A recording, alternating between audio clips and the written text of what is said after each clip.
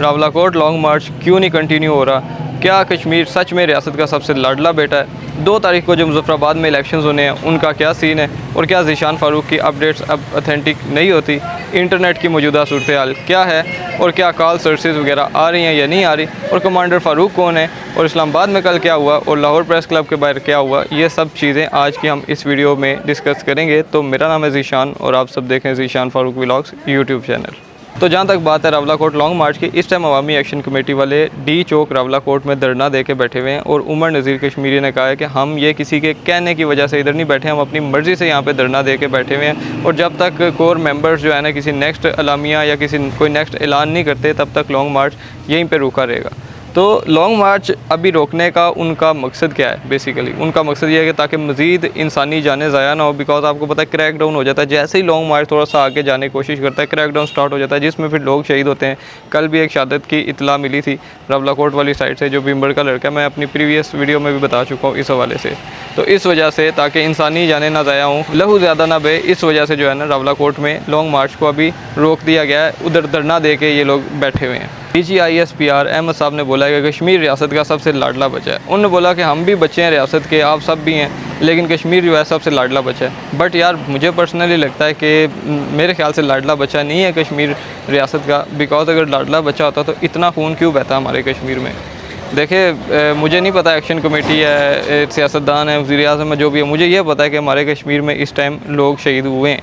अब वो चाहे कोई पुलिस वाला है या फिर चाहे एक्शन कमेटी वाला है, मुझे इतना पता है कि मुज़ाकरात नहीं हो रहे, ठीक है, और मामला बहुत ख़राब है। मुझे ये पता है कि हमारा इंटरनेट बंद है। मुझे ये पता है कि मेरे शहर मीरपुर के अंदर पहले कभी जो ऐसा वाक़या नहीं हुआ, वो इंसिडेंट हो गया, लोग सड़कों पे जो है ना वो शहीद होके पड़े हुए थे, जिस बात की पुलिस ने भी बाद में कंफर्मेशन किया कि हाँ जी अफराद शहीद हुए हैं। वो हालांकि वो 3 कह रहे हैं, लेकिन एक्शन कमेटी वाले 6 अफराद की बात कर रहे हैं कि मीरपुर में 6 अफराद शहीद हुए हैं। अब देखें 6 हों या 3 हों, मेरे लिए तो एक फ़र्द भी जो है ना अगर वो शहीद हो जाता है तो वो बहुत बड़ी बात है भाई। अगर इंसानियत की रूह से देखें, वो कहते हैं ना कि अगर आपने एक इंसान का कत्ल किया तो आपने पूरी इंसानियत का कत्ल किया, ठीक है। तो कुछ लोग ये कहते हैं कमेंट्स में कि कोई नहीं, खैर है, जब इतनी भीड़ हो तो 1-2 बंदे तो शहीद हो ही जाते हैं। मतलब यार आप कैसे कह सकते हो 1-2 बंदे शहीद हो जाते हैं? 1-2 बंदे किसी की पूरी ज़िंदगी है, किसी के घर वालों की वो पूरी ज़िंदगी है, किसी का पूरा असासा है वो। आप कैसे कह सकते हैं कि 1-2 शहीद हो जाते हैं? तो भाई एक भी क्यों हो, एक भी शहीद नहीं होना चाहिए ना। इस तरह के मामलात होने चाहिए हमारी रियासत में। खैर मुझे नहीं पर्सनली लगता कि कश्मीर रियासत का लाडला बेटा है। आपको क्या लगता है? आप कमेंट सेक्शंस में बताइएगा।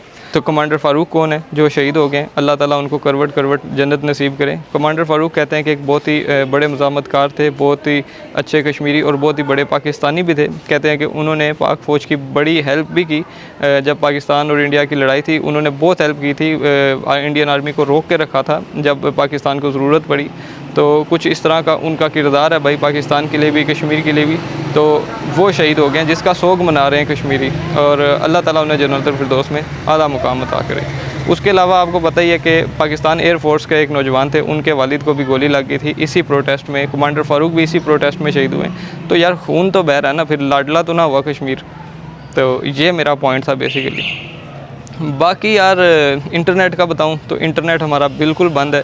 कॉल सर्विसेज मुजफ्फराबाद, रावलाकोट, बाग, इन एरियाज़ में कॉल सर्विसेज भी नहीं। यहाँ मीरपुर में मैसेजेस और कॉल सर्विसेज हैं, ठीक है, कोटली में भी हैं और बिम्बर में भी हैं, उसके अलावा जातला, चकसवारी, इस्लामगढ़, इन एरियाज़ में हैं। बट ऊपर वाले एरियाज़ में कॉल सर्विसेज भी कहते हैं बंद है। बाकी कल भी कहते हैं कि शेलिंग चलती रही है, रात को फायरिंग वगैरह होती रही है। तो कुछ मामलात अभी तक ठीक हो नहीं रहे। अब पता नहीं कल जो इलेक्शंस है उनमें कितना खून बहने वाला है। ज़ाहिर सी बात है इलेक्शंस है, एक तरफ रावलाकोट में ये लोग बैठे हुए हैं। हालांकि अब इन्होंने अपना लॉन्ग मार्च को वक्ती रोक लिया, वक्ती तौर पे। और जैसा मैंने आपको बताया, उमर नज़ीर कश्मीरी ने कहा है कि हमने ये किसी के कहने पर नहीं रोका, हम अपनी मर्ज़ी से यहाँ पर रुके हुए हैं। तो वक्ती उन्होंने रोका हुआ है, देखते हैं आगे क्या बनता है। बाकी तो सेनेटर मुश्ताक अहमद भी एक बड़ा प्रोटेस्ट करने जा रहे हैं और वो रावलाकोट की तरफ आने वाले हैं। और उन्होंने बोला कि जो मेडिकल से रिलेटेड लोग हैं वो अद्वियात वगैरह अपने साथ रखें, ताकि वहाँ पे जो लोग ज़ख्मी हैं उनका इलाज किया जा सके, उनकी हेल्प की जा सके। तो ये कुछ सीन चल रहे हैं, ऐसे कुछ मामलात हैं। मुल्क वैसे ही जो है ना वो ख़त्म हो चुका है। जैसे मोहसिन नकवी ने कहा कि ये निज़ाम अब ख़त्म हो चुका है, ये मज़ीद अब नहीं चल सकता।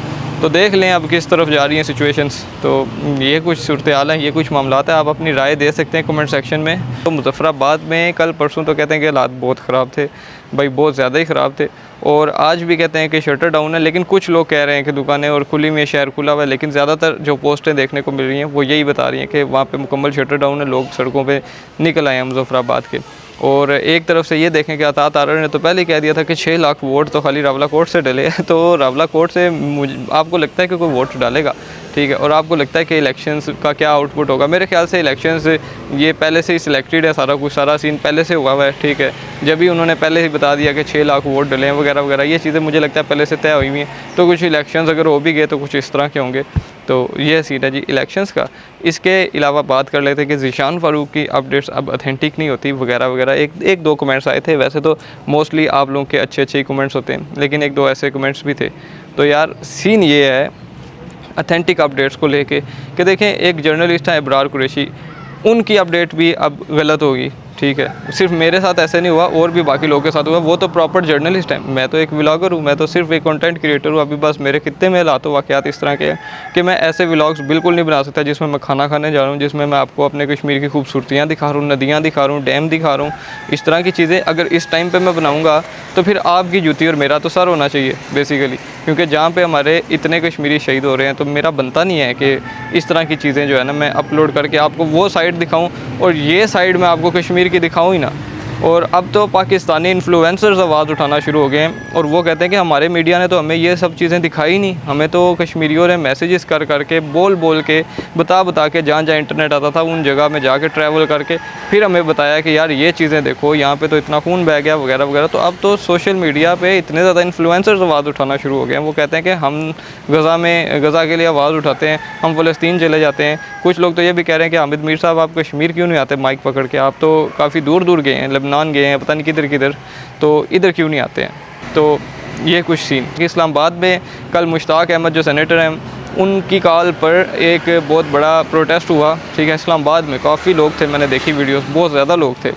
और उसके अलावा लाहौर प्रेस क्लब के बाहर काफ़ी प्रोटेस्ट हुआ, जिसमें गिरफ़्तारियाँ भी, इस्लामाबाद में भी कुछ लोगों को गिरफ़्तार कहते हैं किया गया, लाहौर में भी किया गया प्रोटेस्ट की वजह से सिर्फ। तो ये कुछ चीज़ें हुई हैं। तो ये चीज़ें देखकर मुझे पता चलता है कि पाकिस्तान का और कश्मीर का मतलब कितना मजबूत रिश्ता है। वाकई कश्मीर शहर आ गया कि देखिए पाकिस्तान के लोग अब कितना सपोर्ट कर रहे हैं। ये असल मोहब्बत है पाकिस्तानियों और कश्मीरियों की। लेकिन कुछ लोग ऐसे हैं जो इंतशारी जो बीज है ना वो बो देते हैं कश्मीरियों और पाकिस्तानियों के दरमियान में, एक दूसरे को गालियाँ बक के ये है वो है, मतलब कश्मीरियों को वो गद्दार कहेंगे, तो इस तरह की चीज़ें। तो मेरे ख्याल से वो तबका कम ही है, लेकिन ज़्यादातर मोहब्बत करने वाला ही तबका है जो मैंने देखा है। जब तक पाकिस्तानियों को नहीं पता था कि ये कुछ सीन चल रहा है कश्मीर में, तब तक वो आवाज़ नहीं उठा रहे थे। तो कश्मीरियों को भी दुख होता था कि यार हमारे लिए हमारे भाई नहीं आवाज़ उठा रहे। लेकिन अब पता चला कि हमारे भाई बहन हैं पाकिस्तान में जिनका हमारे साथ बहुत ही मजबूत मोहब्बत का एक रिश्ता है। अच्छा जी, ये तो बात होगी अभी मेरी अपडेट के हवाले से मैं बता रहा था, और ये कहानी थोड़ी कहीं और निकल गई।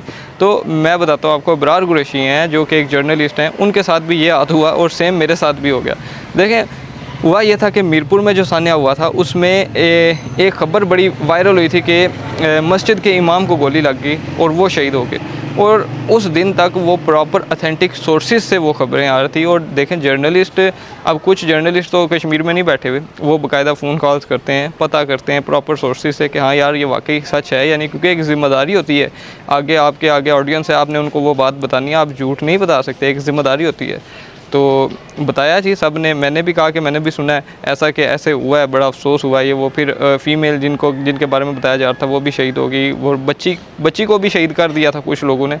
तो इस तरह की चीज़ें। लेकिन अब इब्रार कुरैशी ने इस सारी बात से पर्दा उठाया, तो उन्होंने बोला है कि कुछ ऐसे लोग हैं जो पावर में हैं, जो खुद पहले ये फ़ेक न्यूज़ चलाते हैं ऑथेंटिक बना के, ठीक है, और बाद में कह देते हैं जी ऐसा तो कुछ हुआ ही नहीं। ये देखें, बाद में वो सारा पलंदा एक्शन कमेटी पे डाला जा रहा है। ब्लेम गेम, ये मैं बड़े अरसे से कहता आ रहा हूँ कि ब्लेम गेम चल रही है।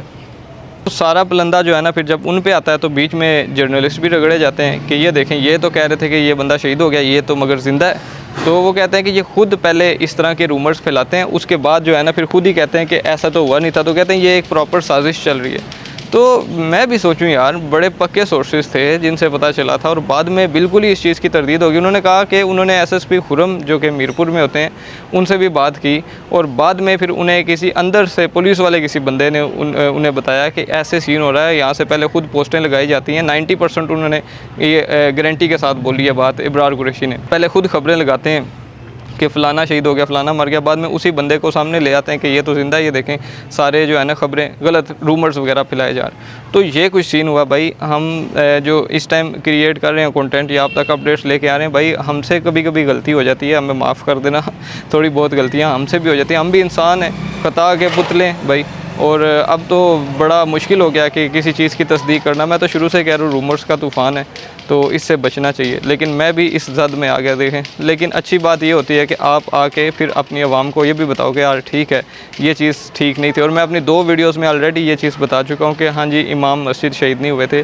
और वो जो खातून है जिनके बारे में बताया जा रहा था, जिनकी छोटी सी बच्ची है 5 माह 6 माह की, उनको शहीद किया गया। तो ऐसा भी कुछ नहीं है। बाकी बस यही थी यार वीडियो। इसके अलावा कोई अपडेट आएगी मैं आप तक पहुंचा दूंगा। तो मिलता हूं किसी नेक्स्ट वीडियो में, किसी नेक्स्ट ब्लॉग के साथ। मुझे दें इजाज़त। अल्लाह हाफ़िज़।